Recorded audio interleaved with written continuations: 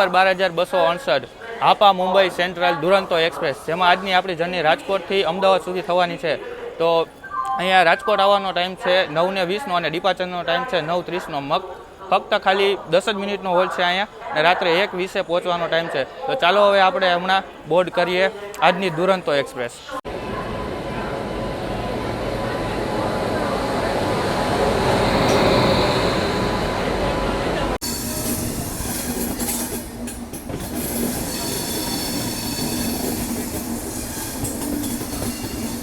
અત્યારે આપણી ટ્રેન નીકળી ગઈ છે રાજકોટ જંકશન રેલવે સ્ટેશનથી. તો આપણે આ ટ્રેનના શેડ્યુલ અને ટાઈમિંગની વાત કરીએ તો રોજ ડેઇલી હાપાથી 8:40થી ઉપડવાનો ટાઈમ છે, અને સવારે 7:20 આસપાસ કંઈક મુંબઈ સેન્ટ્રલ પહોંચવાનો ટાઈમ છે. અને જો ઓલ ટાઈમની વાત કરીએ તો પહેલાં રાજકોટ, સુરેન્દ્રનગર, અમદાવાદ, અને એના પછી જે નોન સ્ટોપ 500 કિલોમીટરનો રન છે આ હાપા દુરંતોનો.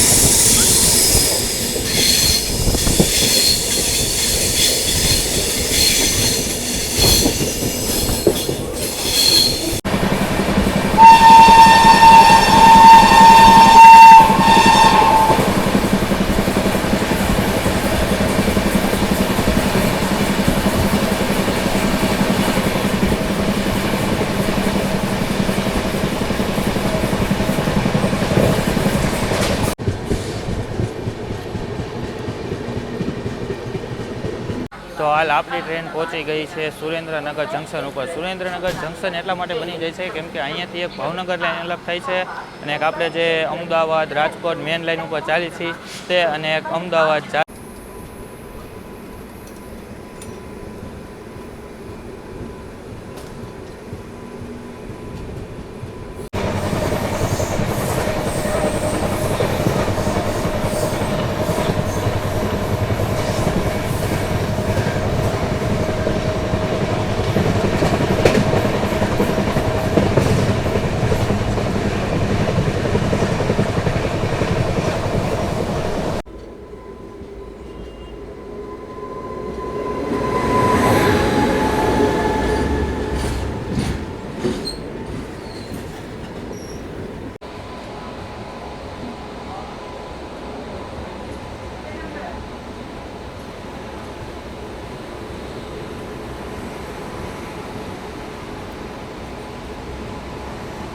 અત્યારે આપણી ટ્રેને જે વિરમગામ જંકશન છે તે સ્કીપ કરી દીધું છે. બહુ ધીમું સ્કીપ હતું, પણ વિરમગામ જંકશન એક ઇમ્પોર્ટન્ટ રેલવે સ્ટેશન બની જાય છે, કેમ કે અહીંયાથી આપણે ધ્રાંગધ્રા, ગાંધીધામ, હળવદ, ભુજ લાઈન જે અહીંયા આવીને મર્જ થાય છે, અને એક લાઈન જે ડાયરેક્ટ છે તે મહેસાણા બાજુ જશે.